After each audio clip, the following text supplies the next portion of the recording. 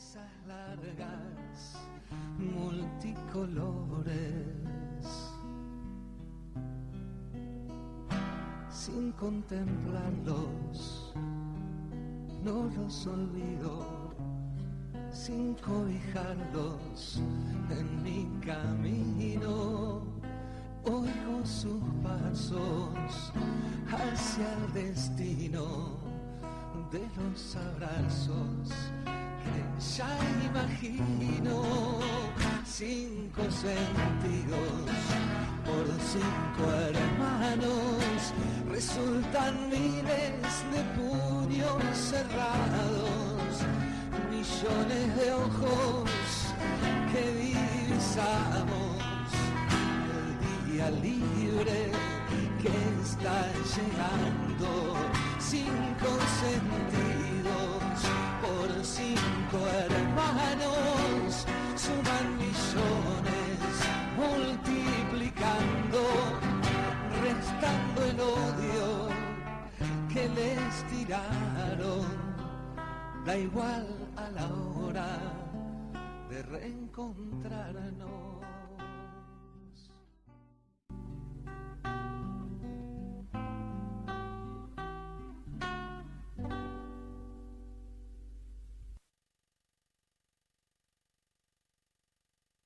Miami, capitale de Floride.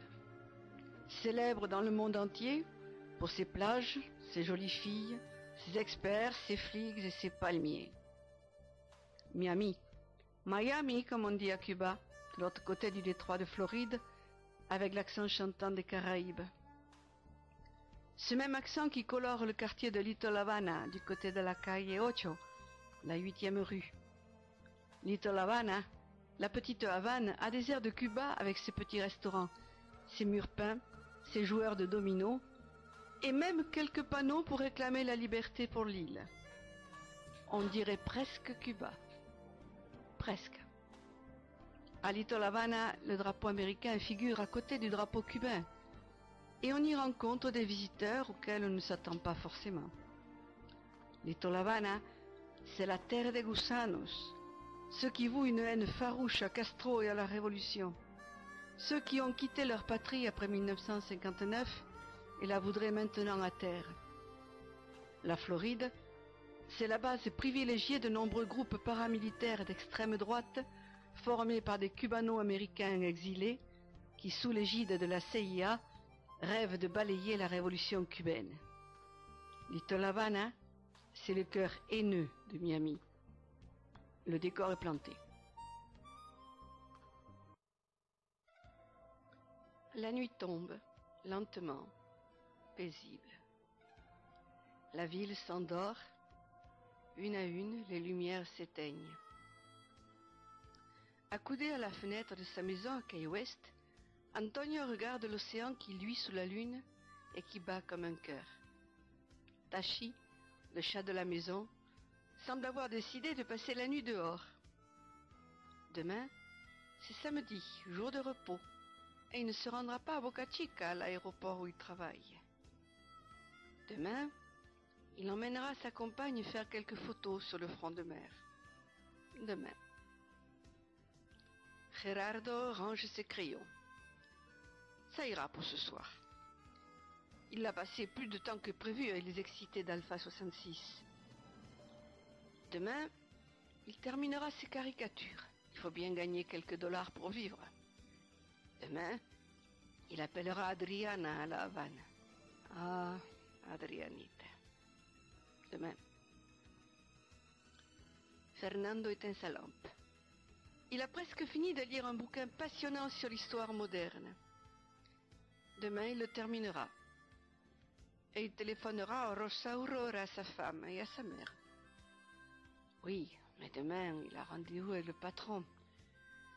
Il a de plus en plus de mal à côtoyer cet individu, cet assassin qu'il déteste. Mais il sait qu'il faut continuer. Demain, il accompagnera donc Orlando Bosch à sa conférence de presse. Demain. Dans son quartier de Miami, Ramon regarde de vieilles photos. La journée a été bien remplie. Il a pu récolter quelques informations parmi les copain, ce ramassis de gusanos qui le prennent pour un des leurs. Des broutilles, mais le tout mis bout à bout, ça pourra peut-être se révéler utile. Demain, il téléphonera à Elisabeth et aux filles. Tous les samedis, ponctuellement, il les appelle. Elle lui manque. Demain, Laurita lui dira « Papi, quando vienes a casa ?» Et il ne peut même pas leur dire pourquoi il reste loin d'elle. Demain, dans sa petite maison, loin du bruit de la ville, René n'ose pas bouger. Yvette, son bébé de 4 mois, s'est endormie, levée sur sa poitrine. En souriant, Olga a pris Yvette doucement et l'a posée dans son berceau. Irmita a embrassé ses parents avant de se coucher. « Papa, demain, si on allait à la plage, pourquoi pas? Demain, il n'y a aucun vol prévu à Hermanos al Rescate. Pourquoi pas, mi cielo? Demain. Il n'y a pas eu de demain. »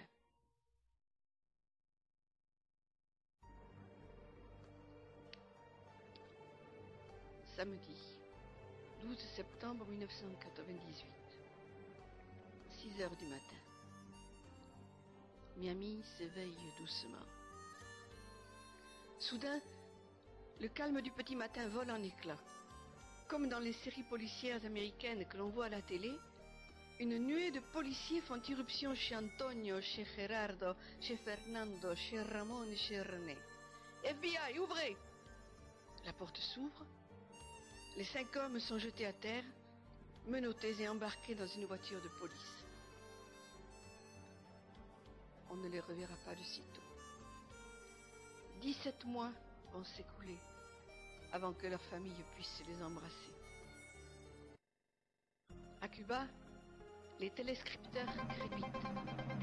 La nouvelle court à travers l'île comme un tremblement de terre. 5 jeunes Cubains ont été arrêtés à Miami. Les médias de Floride déchaînés annoncent que le FBI a procédé aux premières heures de la matinée à l'arrestation de 5 dangereux espions venus de Cuba pour nuire à la sécurité des États-Unis. Les noms tombent, un à un. Antonio Guerrero, Gerardo Hernández, Fernando González, Ramón Lavagnino, René González. C'est la stupeur sur l'île où on ne parle que de ça. Ce qui prime d'abord, c'est l'incrédulité. Personne n'est au courant, pas même les épouses des 5 Cubains arrêtés, ni leur mère. Ce n'est pas possible. Il ne s'agit pas des hommes que l'on connaît. Dans certaines familles, on ne savait même pas que le fils, le mari ou le frère étaient aux USA. Dans d'autres, on croyait qu'ils avaient cédé aux sirènes yankees. Et on avait même un peu honte de ceux qui semblaient avoir fui la révolution cubaine pour passer à l'ennemi, pour devenir un gusano, là-bas, à Miami. Alors, ce travail de Tony, à l'aéroport de Boca Chica, ce n'était pas un reniement de la révolution pour laquelle ses parents étaient rentrés à Cuba quelques mois après sa naissance. Et cette fuite de René à bord d'un avion volé à l'armée de l'air de Cuba, c'était donc un subterfuge pour infiltrer la mafia terroriste de Floride.